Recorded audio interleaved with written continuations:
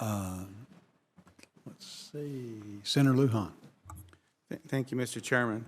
You know, farmers and ranchers back in New Mexico have told me that these tariffs feel like a gut punch. Everything's getting more expensive for them. Implements getting more expensive, fertilizer getting more expensive. I mean, heck, I don't know how many of you buy ground beef. I do. If you go buy it now, compared to the prices that you saw just a little bit of time ago. I mean, anyhow, that's not what I'm here to talk about today. I thought it was important to mention that, though. Mr. Vaden, Secretary Rowland's memo proposes effectively eliminating the U.S. Forest 9 regional offices over the next year.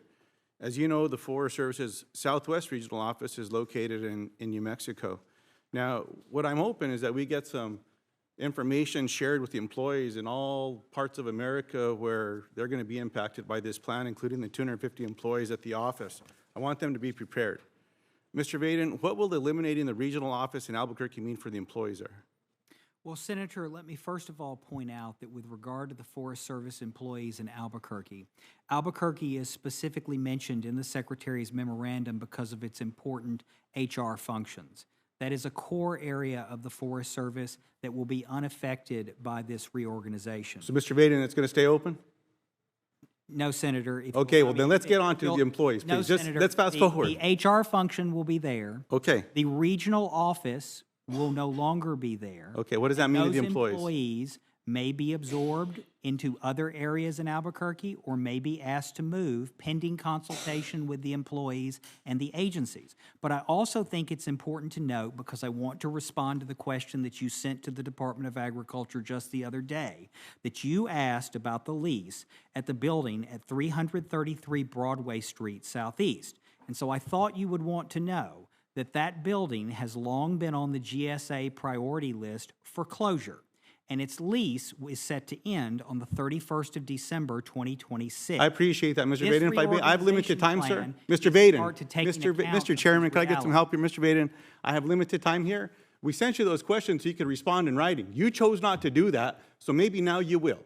So I hope that you just respond to these questions in writing. That's why we sent them to you ahead of time. That question was not a part of the letter that Senator Klobuchar sent.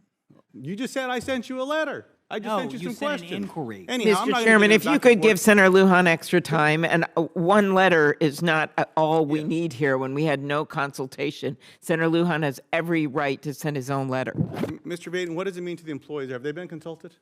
Senator, the employee consultation begins now, and as I mentioned, When's now? Today? It began the day that the memorandum was issued. So have the employees in Albuquerque been consulted? They will be consulted through their union members. So it started, but they've not been consulted yet. So we'll get, I'd like to ask Mr. Chairman if we need to send a formal letter when the consultation in New Mexico will truly begin with the employees. Now, based on the Secretary's memorandum, it's not clear if the center is going to be closed or relocated. That's why we're asking this particular question.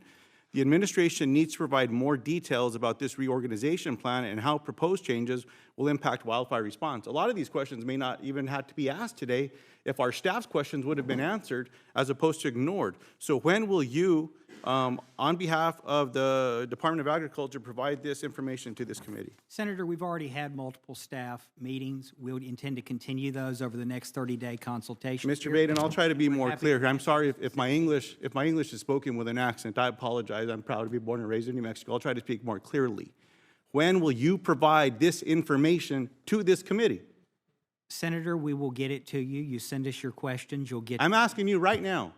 When will you provide this information on the reorganization plan to this committee, to the members, to those of us that are duly elected to be here? As when? we finalize it, you will. Is it not finalized?